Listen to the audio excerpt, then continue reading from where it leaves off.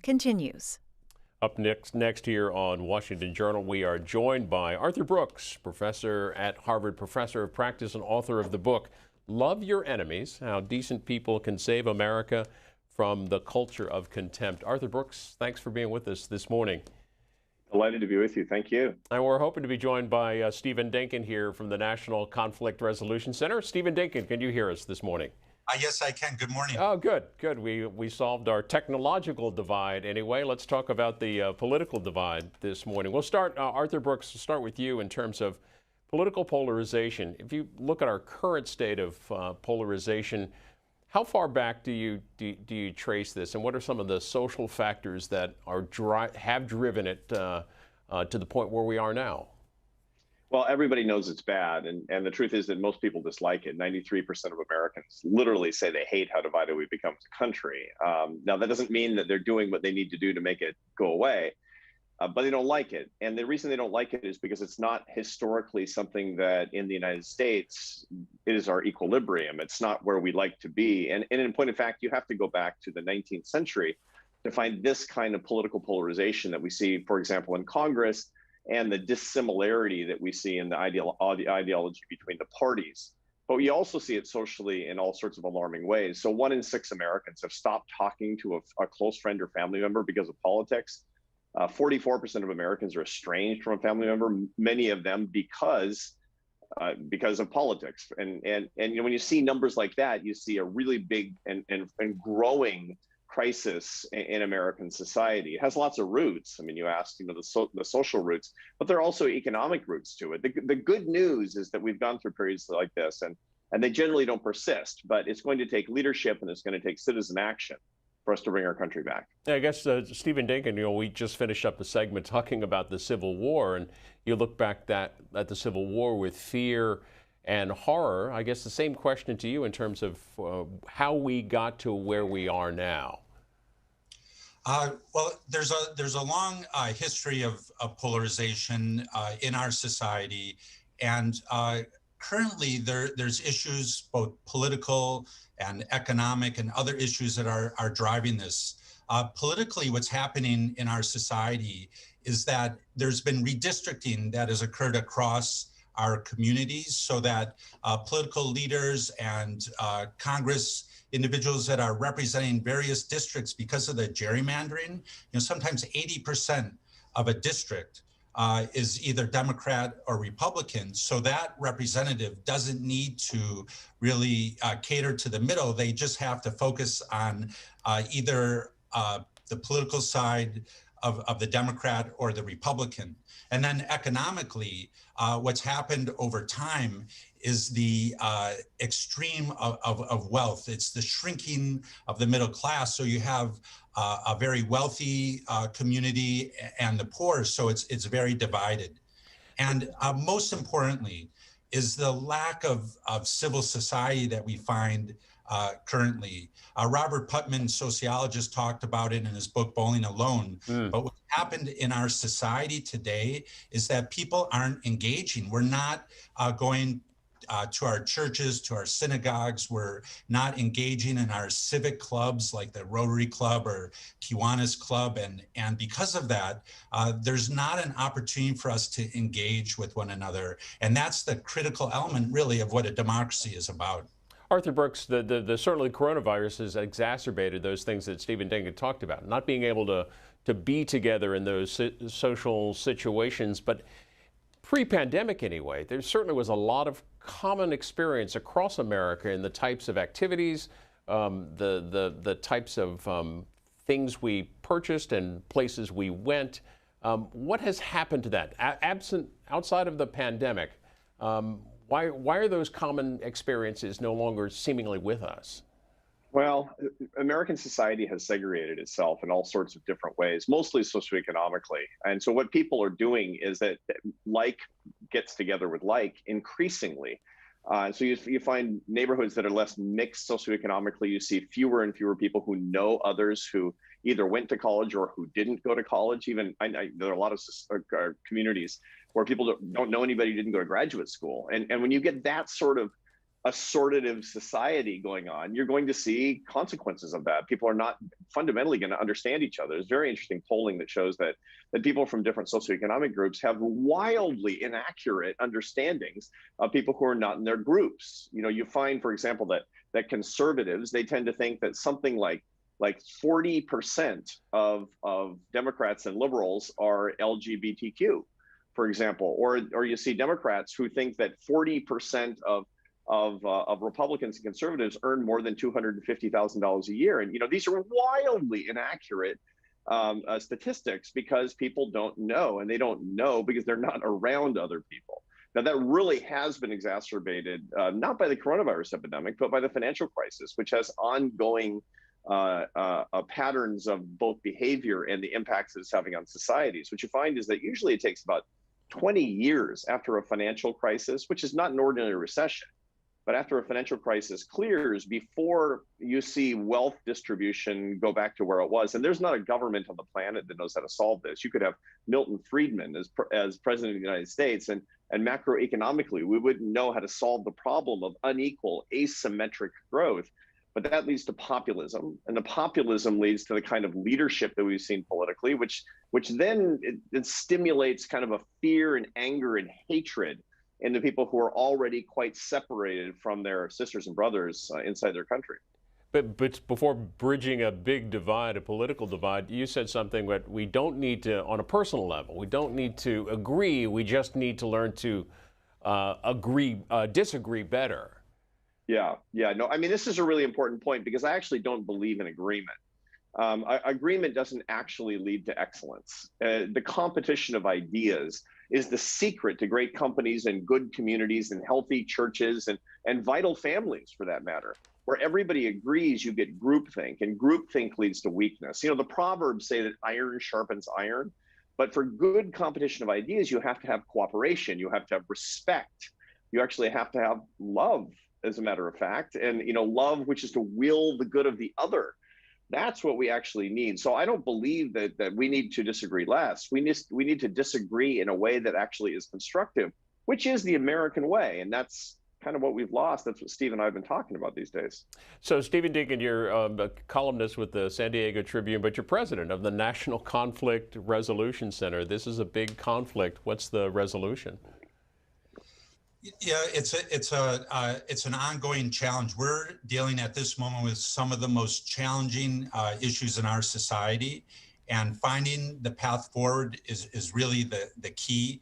And we began as a mediation organization where we look at ways through communication strategies and conflict resolution strategies to come to a solution.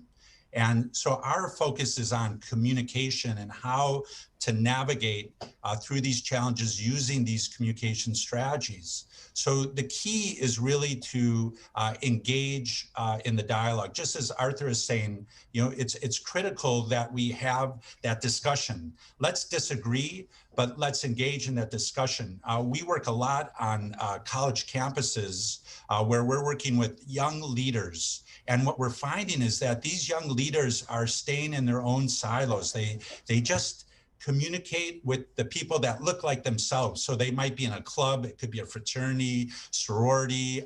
And what happens is that they just remain in those circles, and it's like an echo chamber. They just hear the same ideas over and over again. And so what we're trying to teach through the art of inclusive communication is how to navigate through these differences and how to talk to someone who looks different than yourself, and how to do that in a respectful way.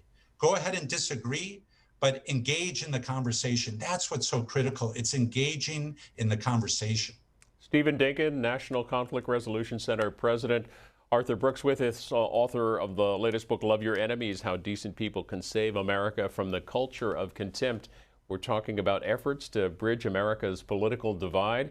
The phone lines for you, 202-748-8001 for Republicans, 202-748-8000 for Democrats, and for others, 202-748-8002. Send us a text if you have a question as well. That's 202-748-8003.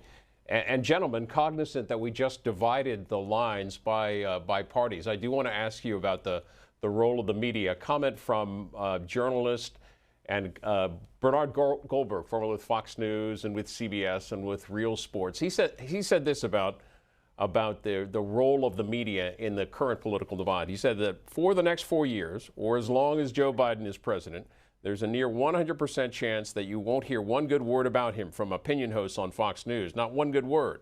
The business model forbids it. People don't tune into Fox to hear anything but good about Biden or any other liberal Democrat. But let's be clear. It was no different for the past 4 years when liberal channels such as CNN and MSNBC didn't have a kind word to offer about Trump.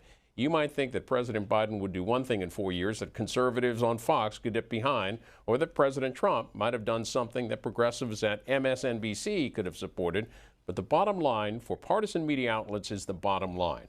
And dividing Americans is what brings in ratings, which in turn brings in money. Arthur Brooks, I'll start with you. Well, Bernie Goldberg has been pretty astute about a lot of these things for a long time, and he's not wrong. Look, there is a business model that says that we have to make money. I mean, C-SPAN is a little bit different, obviously, because it's a product. It's a public service from cable, but the networks are required to meet a bottom line. They have a for-profit business model, and the truth of the matter is that getting people fired up to feed their biases, to scratch their sort of dopaminergic pathways in their brains, gets them addicted.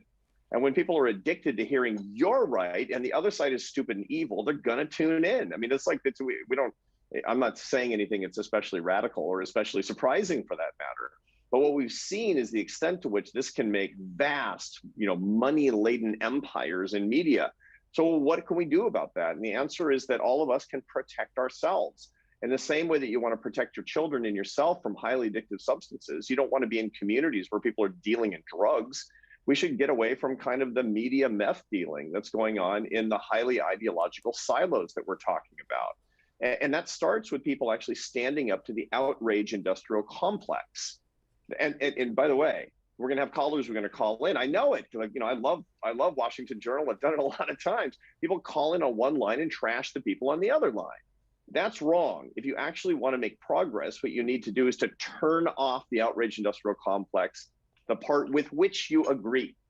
That's the way to do it. If you want America to be better, you have to stand up to your own side. You have no credibility on the other side, and you can't insult the other side into agreement. You need to exert discipline over your own habits and criticize the people with whom you agree. And then you can actually start to be a solution to the problem.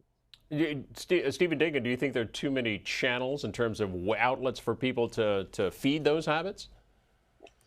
Well, the more channels, the more opportunities that we have to hear different perspectives. But I had this conversation with Arthur the other day, and the issue is, how do you really turn off these stations, because it's so pervasive everywhere we look in society, in the media. We're hearing these voices, so it's really easier said than done. And if we can develop that discipline to be able to, focus on media that's more neutral, that has a more centrist, objective perspective, I think that's absolutely critical. But it's also really incumbent on the media itself to really take ownership and to change the way that they're portraying the news.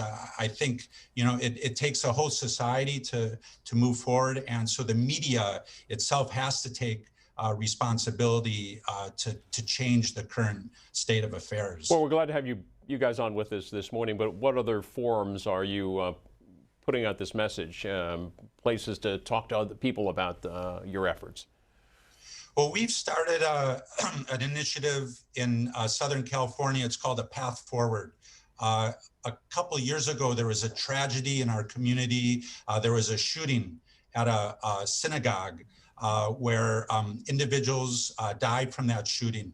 And it was a tragedy. And that was a few months after there was another shooting at a Muslim mosque.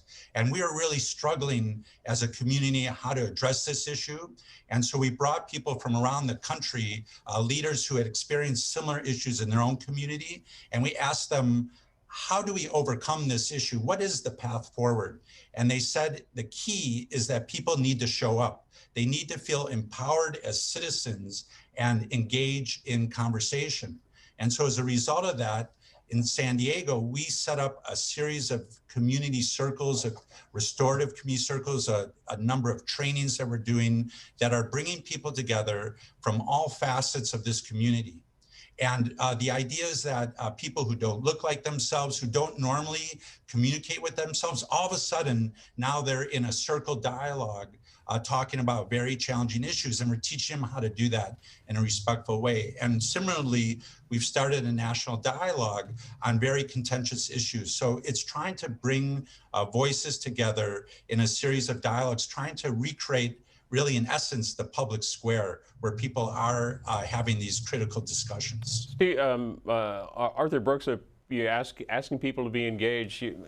After the most recent election, some 74 million people who said they were engaged. Many of those folks will say, well, we were engaged and we felt like our vote didn't count. How do you address that disconnect? That's almost inevitable in these days in American elections. We see this all the time in local elections, state elections, and national elections. We've had people contesting the legitimacy of national elections in the past. This is not the first time this has happened, even in recent history. The way that this can actually die down, the way that the bad feelings can die down, is if the current administration, which legitimately won the election, the way that they can actually bring people together is by bringing people together, is by trying to govern in a truly bipartisan way, to make sure that the President of the United States is exerting moral suasion over the Congress, over the House and the Senate, to say, we want you to bring forth legislation that brings other people to the table. That means not trying to run the table with only Democratic objectives, notwithstanding the fact that you have the House and the Senate. I realize the tendency to want to do that. I mean, I get that. I understand how the incentives are aligned, but that's a mistake if we want to actually heal from the current moment. And again, you'll always have people at the fringes who are whinging about the unfairness of it, that are trashing the other side, that are making a fortune in clicks or followers or money or votes by saying the other side is stupid and evil. But what we're really trying to get is the mainstream of the American public, the 90+% of Americans who don't hate their neighbors and who do truly love somebody with whom they disagree politically, to build up more trust that even when the other side is governing, that they don't bear me ill will. They don't want to hurt me. President Biden has the best political opportunity that I have seen in my adult lifetime to heal the nation by doing exactly what Steve and his organization with the NCRC has been trying to do for decades. And he can do that with the presidency of the United States. It's such an exciting opportunity. I hope he takes it. Arthur Brooks and Stephen Dinkin with us. We go to calls and hear from Dan in Independence, Oregon. Democrats. Hello. Hello, glad to talk to you. I'm sorry, but I disagree because I'm a Democrat, and every time we seem to get in power, you guys come on and say, work with the Republicans. And then when we work with the Republicans, they say afterwards, no, we don't care.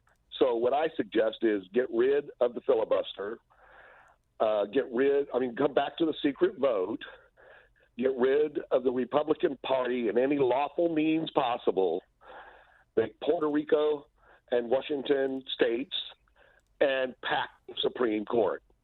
That's the way I feel. If you guys think you can convince me otherwise, please do. Thank you very much. Either you want to take a shot at that?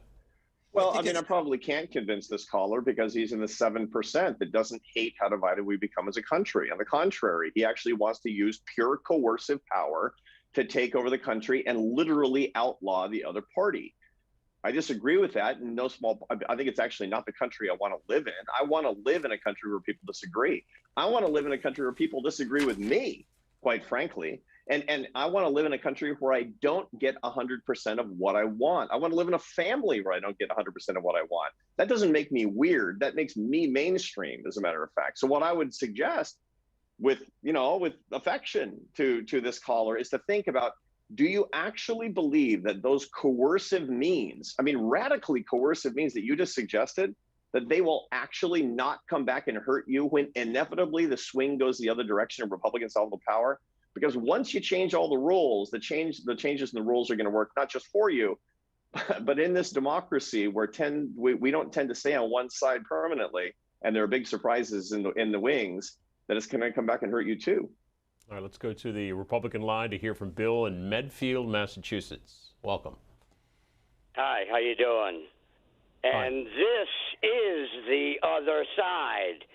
Number one, when the election is stolen, and all of the things like Dominion voting, mail-in ballots, and the Republican Party isn't allowed to speak their point of view, so we can never have a Republican's point of view now isn't allowed in America, and you heard that other nitwit that just called.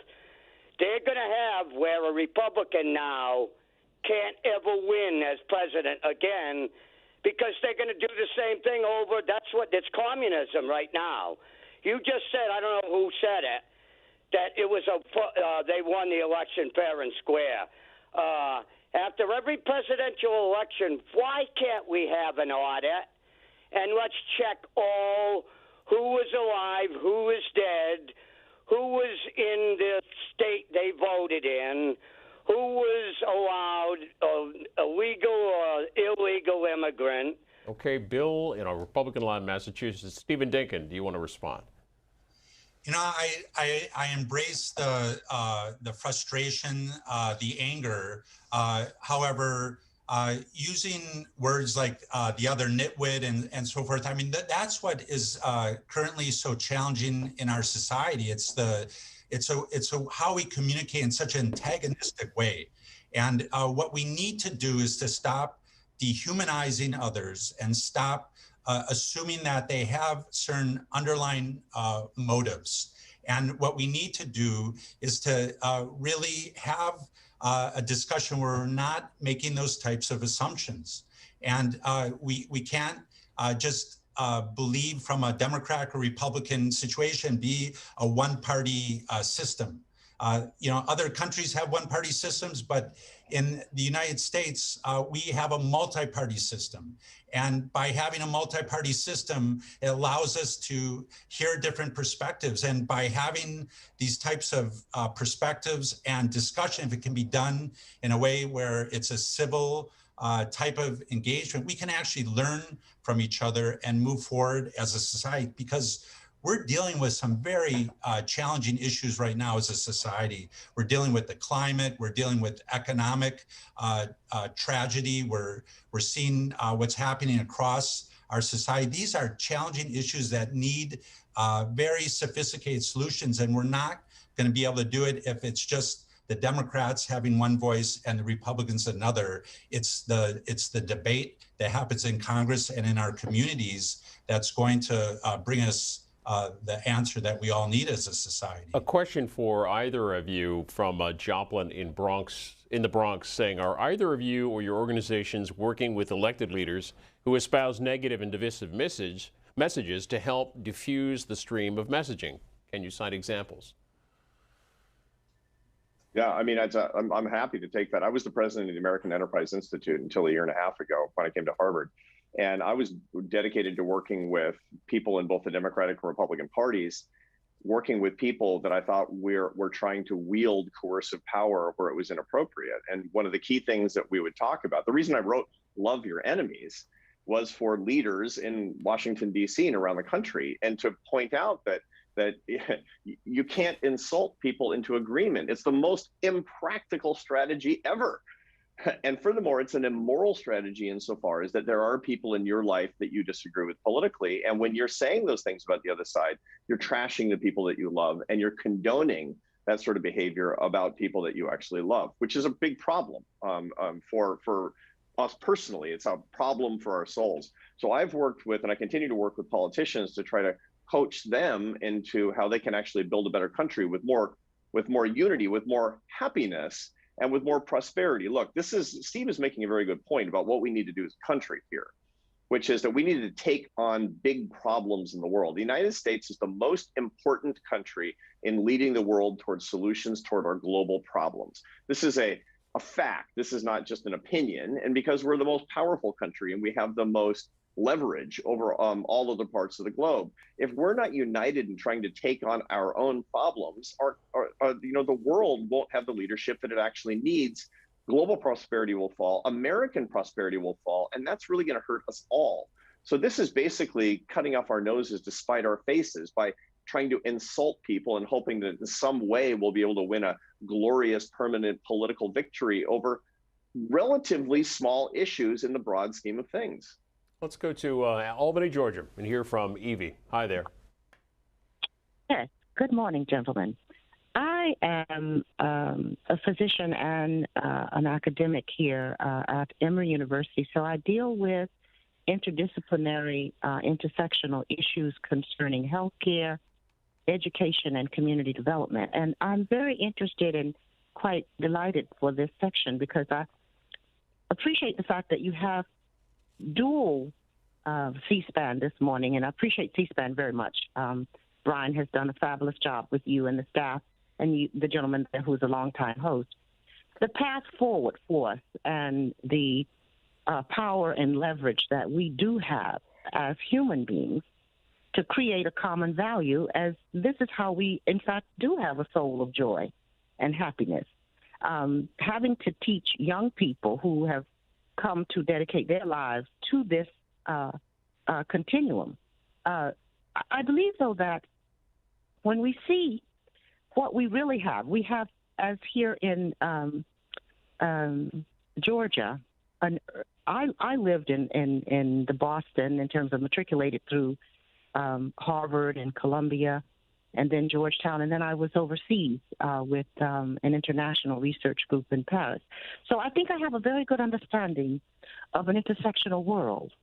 And having to teach young people right now, we do have some common values that we need to come on. And I think that the country actually facing these common values are going to face them. And I think we have young people who are living a real life. Now, I'm in my 60s, my husband practicing in his 70s. We're getting ready to come out. So I have young people, my two sons and daughter, who in their 30s and early 40s, who are also practicing physicians. So I have, I think, a good understanding here. Young people right now have, I think, the true, authentic understanding, because they are a relationship. You two gentlemen, I assume, are in my general age group. So we have lived in a country where we've had a core value that we know has not been equal. This is just a fact of the matter. It has nothing to do with politics. It is the framing of policies that were put into law. Now, this gentleman was with American Enterprise president, so that's a lobbying group. I was and have been and still are on the board of many foundations and organizations that lobby. So I understand that there is, in fact, a point of view that comes with lobbying. Right now, with regard to education, our rural communities here in Georgia do not have broadband. They do not have modern facilities. I go throughout because, as I shared, I roam with the residents here. So we have a divide. We keep talking about this divide. But when I go and I see poor people, I don't see a black or brown or a white poor person. I see a person who is struggling to create a family, who then therefore cannot give their family the needs. I'm a blessed person, and my children are blessed. And Ms. Evie, I'm going to let you go there. We appreciate your comments, and gentlemen, if you both want to respond to that, go ahead. I think the concept of shared values is absolutely critical in our society. I mean, that is what is the base of our humanity. When I talked about initially the mediation process, when we begin a mediation process, when we bring two adversaries together, the first thing that we do is we try to find common ground. And no matter that they have different perspectives, or they're so angered and frustrated, we begin with really a neutral topic where they have shared commonality and shared values, and inevitably we find those shared values. And I think that's a a critical starting point. And we're teaching that, as you mentioned about the future generation, the young people in our society, youth on college campuses, they are the future. And what we're doing is we're training what we're calling dialogue ambassadors who can have conversations around very challenging issues. But what they're finding in these discussions is that there really are shared values. No matter how different the perspective is, there's still some sense of commonality. And if we can focus on that, we're going to find a path forward. Arthur Brooks? One quick thing to point out is that the caller actually was talking about the divisiveness in America. And I agree that, the conceit of spending time on small differences leads to big polarization, that we actually need to look for our common values. She mentioned that she talked about my former organization, the American Enterprise Institute. She called it a lobbying organization. That's just flat out mistaken. The American Enterprise Institute is a 501c3 nonpartisan think tank with the same status, same kind of organization as the National Center for Conflict Resolution. It's the same kind of organization. And in point of fact, when we can't even get something like that right, when you see something that you might disagree with, and so you impute a kind of organizational status to it as if somebody were making money because of their opinions, that's the problem. That's a polarizing point of view right there. And that's the essence of the kind of problem that we have in America today, is not giving the benefit of the doubt, even through proper information about what we're trying to do here. All right, let's hear from Mark in Huntsville, Alabama. Welcome, Democrats line. I actually called in on the independent line. Okay. But I'm listening in, and I lean. Oh, by the way, too, I do appreciate C-SPAN. You guys do a great job. But I lean towards the last caller. The first caller said something about doing away with the Republican Party. No, that doesn't make any sense. The other caller had negative comments, derogatory statements. Doesn't make any sense. I think part of the problem is what we get to, what I consider to be truth. So, for example, what's happening in Texas? Got a winter storm that passed through. Mm-hmm. The truth is, with regards to what happened, is the officials, whether it was the utility company or the public officials, they just didn't prepare well. They didn't weatherize equipment, and it just led to the catastrophe that they're having. But instead of just telling the people, hey, this is what has actually happened, this is what we're working with, they dump all of the negativity on renewable resources. It's bad for the country. The governor goes onto a local station, and he tells the truth on the local station in Texas, but then he goes to a network like Fox News, and he says renewable energy is the problem, blah, blah, blah, dumping on renewables. We're not trying to go against, Biden. These are the kinds of things that aid and abet in what we're having, the problem that we're having. People can handle the truth. With the young lady, with the lady who just called, she was looking at people and lives. That's really what matters most, in my opinion. I tend to lean towards the Democratic side, but I voted Democrat and Republican. I voted in Alabama for Shelby, for Jeff Sessions. I voted against him. So I looked at what is he bringing to the table for what we need. Okay, Mark, I'll let you go there to paraphrase that famous quote, can America handle the truth? There seems to be a lot of distrust of organizations, certainly media organizations, but the caller pointing out the situation in Texas. Yeah, it's a good point. I mean, I completely agree with everything this caller just said.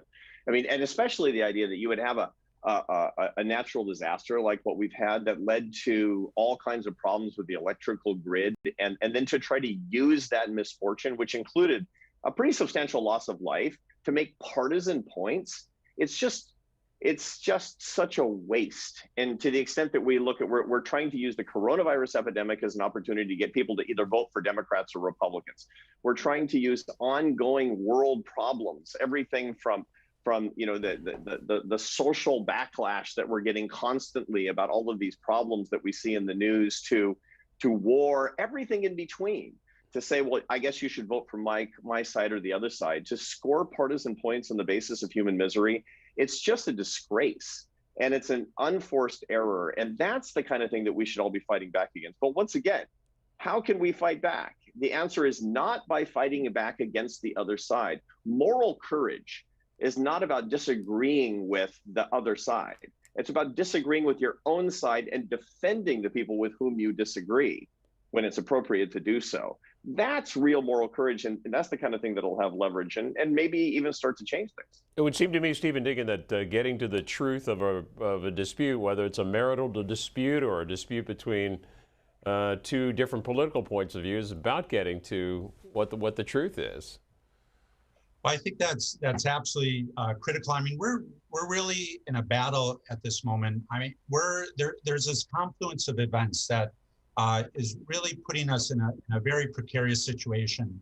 You know, on top of the pandemic and the feeling of the crisis now, we're also in the post political election period where there is this sense of polarization. So we talked about before the social media and this outrage complex. I mean, that's one critical factor. But the other factor that's really exacerbating the situation is this lack of transparency from our political leaders. And the problem is that the political leaders really have the bully pulpit, and they have the ability to basically weaponize division. And so if there's lack of transparency from our political leaders, and then we're also facing the challenges of social media and media in general, you know, as a society, we really are in a battle to find the truth and to find solutions to these problems. And you know, we have to double down in order to achieve that. Next up is Bill in Hazelwood, Missouri, on the Republican line. Yeah, thanks for taking my call. I've enjoyed both speakers. A couple of thoughts. One is, Mr. Brooks, why do you have that awful drawing next to your head? It's extremely distracting, and I have no idea why you would put it there, but maybe you can explain that. The other issue I'd like to point out is that, gentlemen, we're way past you, both of you. And it's sorry to say this, but where we are realistically is so diverse, so against each other that it's like unbelievable. Contrary to what a lot of you guys are saying, a lot of conservatives like me, we read the New York Times daily. I watch CNN and MSNBC because they're my favorite channels. I don't like Fox News. Now, that's a fact. A lot of conservatives do that, but nobody wants to recognize that. Now, the fact of the matter is we have a different value system. Mr. Brooks, I think you're trying to hide where you're really coming from. The key issue we have is the fact that the Democrats want to solve issues by coercion. Republicans don't. We don't need government to solve problems. And I think Mr. Brooks knows that because he's mentioned that specifically. And I'd like to thank you for everything, and get rid of that poster, Mr. Brooks. Thanks. Art criticism aside, Arthur Brooks, would you like to respond? Yeah, I mean, I'm actually not sure where the caller thinks I'm coming from. It's, you know, I've been a registered independent for a long time, and my own particular views tend toward. I have a very strong support of the free enterprise system, properly bounded by regulation and the morality of good society. And so that celebration of the free enterprise system has led me to some political positions, but more than anything else, actually simply trying to set up an economy that's full of opportunity and entrepreneurship, and that's fair. So I'm not sure what he's assuming, but I think that there's a great deal of assumption about all of us.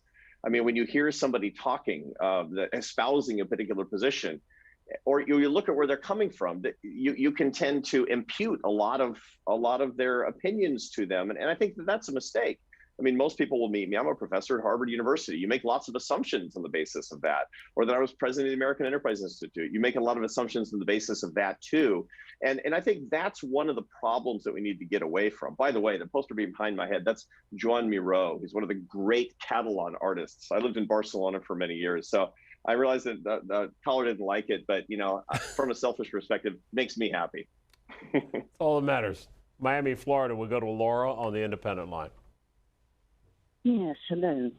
I appreciate both speakers talking to how you can bridge the gap by finding common values. But quite honestly, I have tried that, and I'm in a situation, I have an identical twin who is texting me links to right-wing news, espousing fake news, fake elections.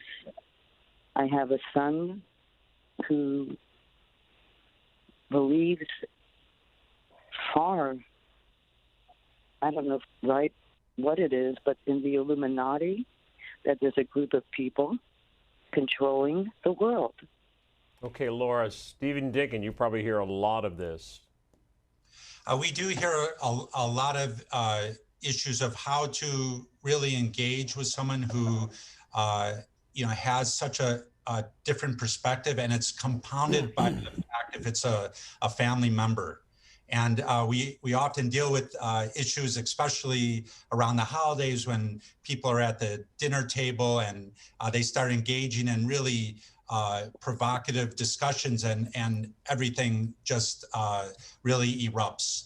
And in those types of situations, perhaps, maybe to step aside, to take a deep breath and maybe take a break and not have that discussion at the dinner table, but maybe have it at another moment when you're in a private situation.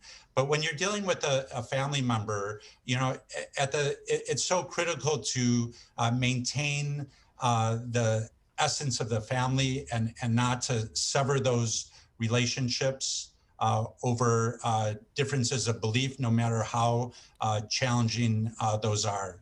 I think the essence of the family is so central. So, to address that situation, it's very challenging. The Washington Post is writing this morning about the presence of online groups, these various online groups. The lonely, angry, emboldened online mobs are here to stay. The chaos of Wall Street bets and QAnon-fueled storming of the U.S. Capitol brought into focus the reality-shaping power of internet communities. They say that some said they were hungry for emotional connection joining these groups and eager to participate in an insular culture with its own language, customs, and rules, which seemed to promise them a special truth that outsiders wouldn't understand. And when their plans began to take hold, they were thrilled by the grand impact of their collective action, feeling like they had taken part in a revolution. Are these types of groups part of the problem, Arthur Brooks? For sure. I mean, the fringes are part of the problem in general. And so what you find is that people, they will, in an alienated culture, one in which there's an epidemic of loneliness, which our wonderful Surgeon General under President Obama, and now again under President Biden, Vivek Murthy, he has written a great book on loneliness, where he talks about the epidemic of loneliness in our society. When people are lonely, I mean, this is one of the things that I do my work on as a social scientist. I teach happiness I teach a class in happiness at the Harvard Business School. And I talk about this all the time. I mean, this epidemic of loneliness, and it threatens all of us. And when you do have an epidemic of loneliness, especially where social media is degrading the quality of our relationships right and left, people will turn to these media and they'll affiliate with groups, and they'll identify with people that are really not helping them. They'll crowd out the kind of relationships that we actually crave. And that is one of the most deleterious and polarizing forces in our society today, in our politics today.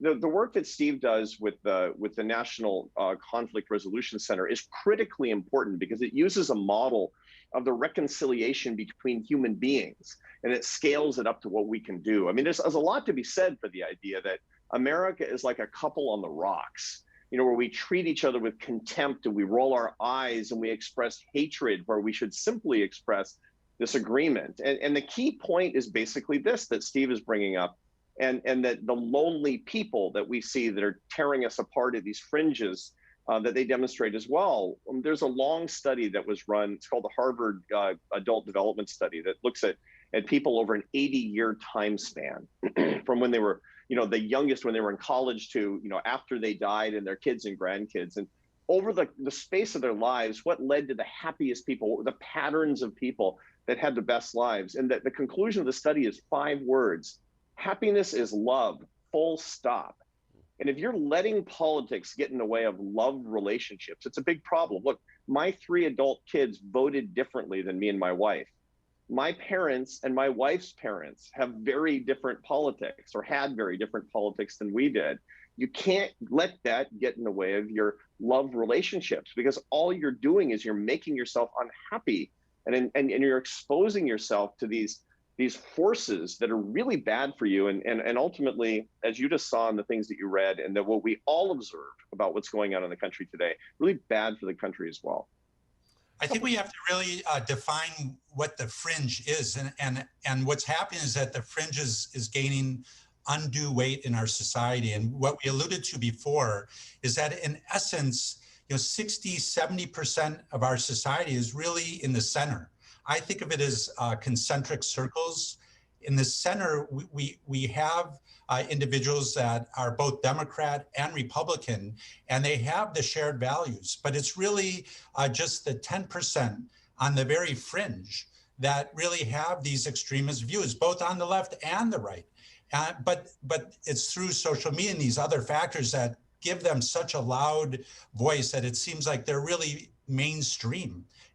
But in reality, they're not mainstream. It's the centrists that are really carrying the country forward. And we have to begin to understand that these voices really are on the fringe, and we have to push out that noise. Back to calls, and we'll go to Jane in Bourbonnais, Illinois, Democrats line.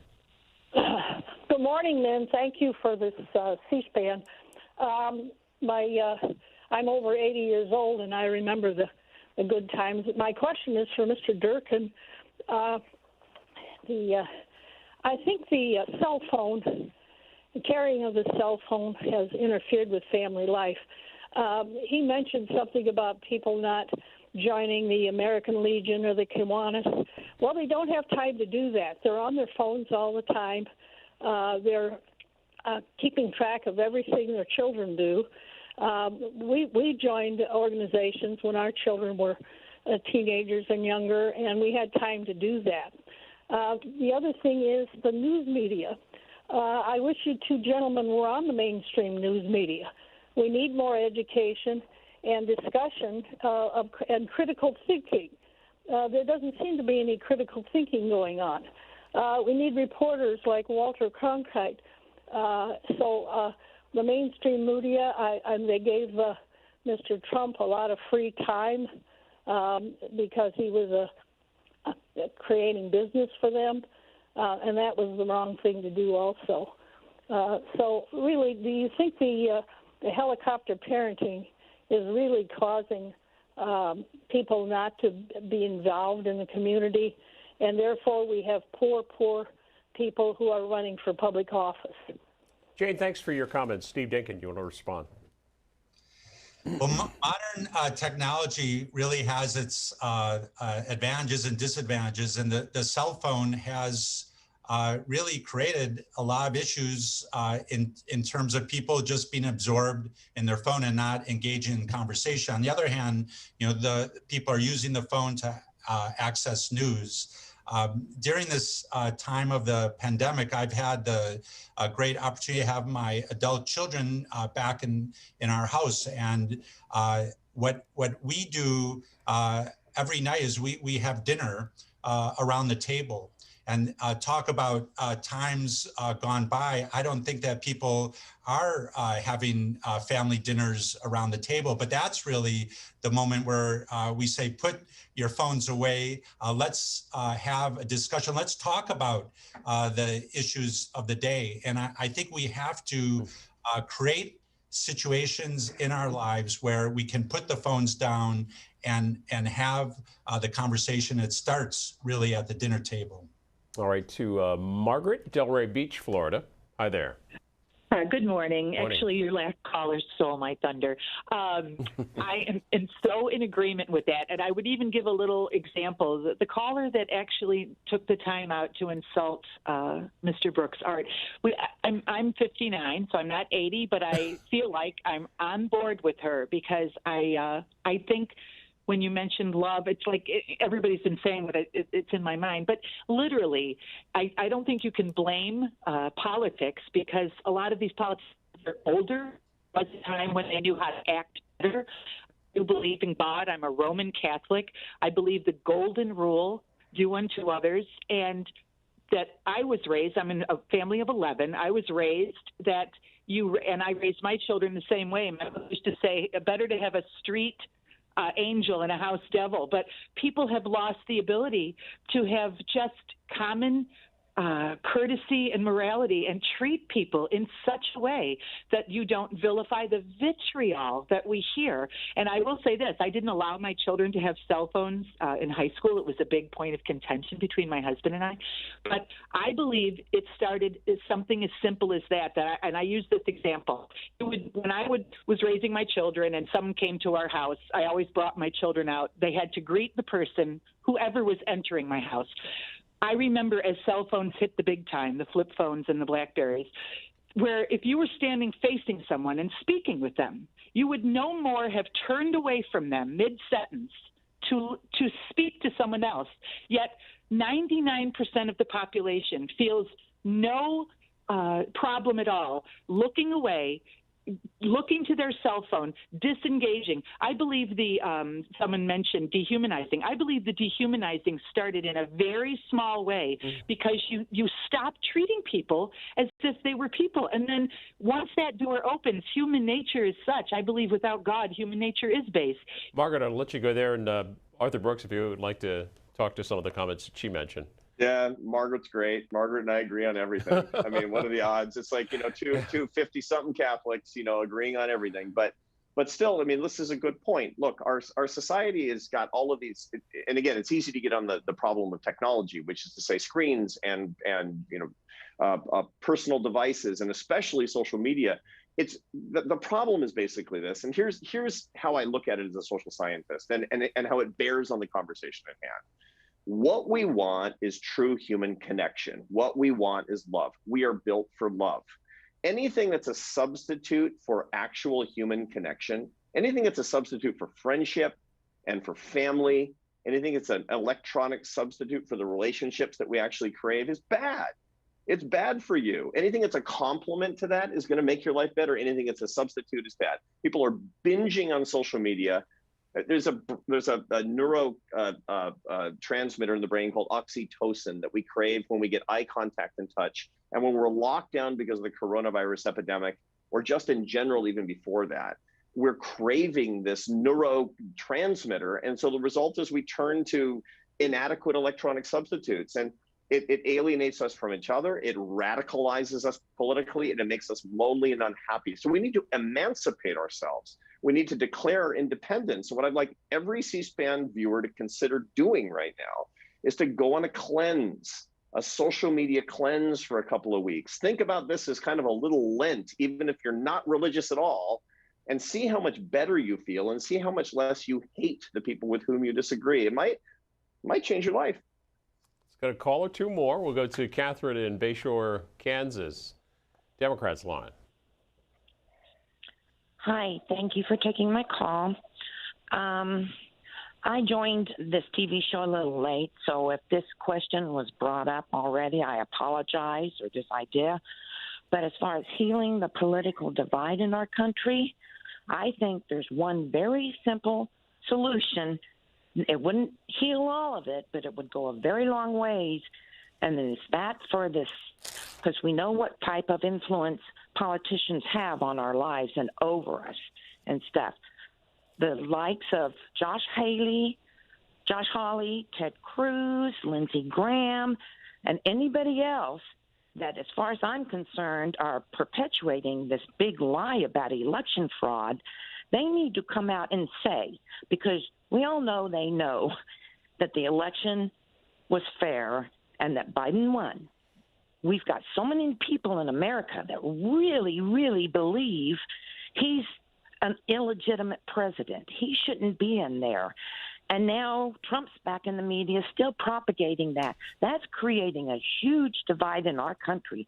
And they need to come out and speak and say, yes, it was free and fair, and stop this. Thanks, Catherine. Gentlemen, can I end this with one comment on by text from Frank in Coconut Creek, Florida. He asked a question about Facebook and Twitter. He says that your work is incredibly important. I'm a libertarian. I lean conservative. I encourage debate, but it seems the left does not want to debate anything.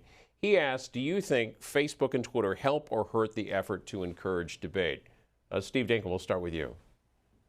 Well, we're talking about social media again, and the problem with Facebook and Twitter and some of the other social media outlets is that people can say things in a form of anonymity, and so it emboldens them to say messages that you wouldn't say if you saw the person face to face. So I think that we have to be very careful when we use social media and realize that there really is a person on the other side, and take a moment before you tweet your message or you post something on Facebook.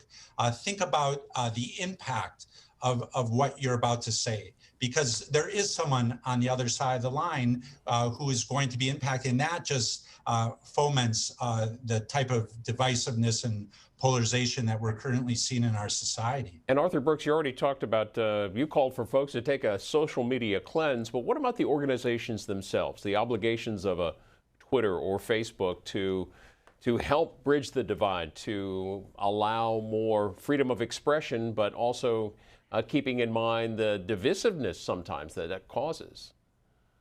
I think that the organizations themselves are going to find better ways going forward. I'm a bit of an optimist, I have to say, or at least I'm hopeful that the organizations are going to find better ways to have these technologies complement our lives as opposed to substituting for the relationships, which is, as I mentioned before, is the underlying social problem behind the political polarization. It's not the political polarizations per se, it's that we're crowding out the relationships and we're substituting technologies for them that naturally radicalize us and bring in bad feelings where there should be good feelings. But I actually think that younger people are increasingly using the technology more responsibly than people who are older than they are. I see preliminary data in my line of work that shows that people who are 30 years old, they use social media less responsibly than people who are 20 years old. And that kind of makes sense. I mean, when at the advent of the telephone, when it was really ubiquitous across most households, that the first generation of those people, they spent way more time on the phone than people did later. We have to learn how to use these technologies, and the companies themselves will learn how to make the technologies better at complementing our lives as opposed to crowding out important parts of our lives. At least that's what I hope that they'll be able to learn to do. His podcast is The Art of Happiness with Arthur Brooks, and Steve Dinkin is the president of the National Conflict Resolution Center at NCRC Online. Guys, thanks for being with us this morning. Really appreciate it. My pleasure. Thank you. That'll about do it for this morning.